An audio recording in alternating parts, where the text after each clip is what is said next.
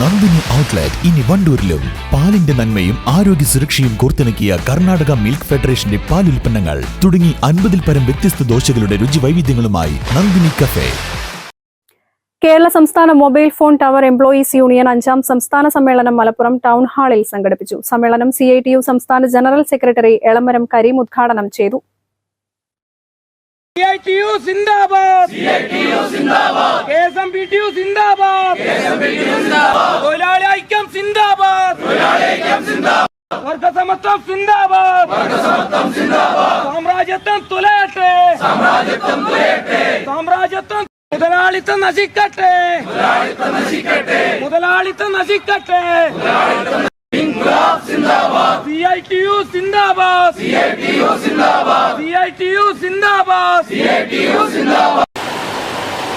BSNL തഴച്ചു വളർന്നു. രാജ്യവ്യാപകമായി കമ്മ്യൂണിക്കേഷൻ ഫെസിലിറ്റി വ്യാപിപ്പിക്കുന്നതിൽ വലിയ പങ്കുവഹിച്ച സ്ഥാപനമാണ് BSNL.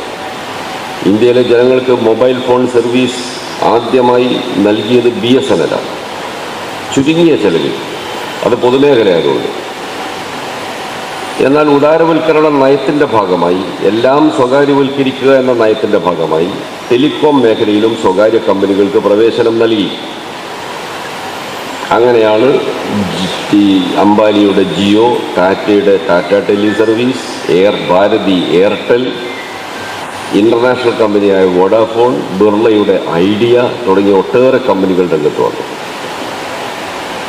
അവരുമായി മത്സരിക്കാനുള്ള ശേഷി BSNL ഉണ്ടാക്കി കൊടുക്കേണ്ടത് ഗവൺമെൻറ്റായിരുന്നു. കാരണം ഗവൺമെൻറ്റിൻ്റെ കമ്പനിയാണ്. തൊഴിലാളികൾ നേരിടുന്ന പ്രശ്നങ്ങൾ സമ്മേളനം ചർച്ച ചെയ്തു. സംസ്ഥാനത്ത് 1500-ലധികം പേർ മെമ്പർമാരായുള്ള യൂണിയന്റെ സംസ്ഥാന സംഘടനയുടെ 5ാം സമ്മേളനമാണ് മലപ്പുറത്ത് ഒരുക്കിയത്. സംസ്ഥാനത്തെ എല്ലാ ജില്ലയിൽ നിന്നും 250 പ്രതിനിധികളടക്കം 300 പേർ സമ്മേളനത്തിൽ സംബന്ധിച്ചു.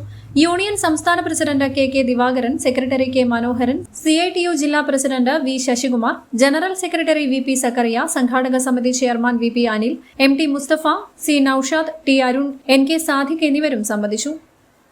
News bureau, Malappuram. Alison gold സൂക്കിൽ ഓഫറുകളുടെ പെരുമഴക്കാലം. AKG SMA ഒരുക്കുന്ന സ്വർണോത്സവം. ആലീസൺ ഗോൾഡ് സൂക്കിൽ നിന്നും പർച്ചേസ് ചെയ്യൂ, നേടൂ 2.25 കിലോ സ്വർണ്ണ സമ്മാനം.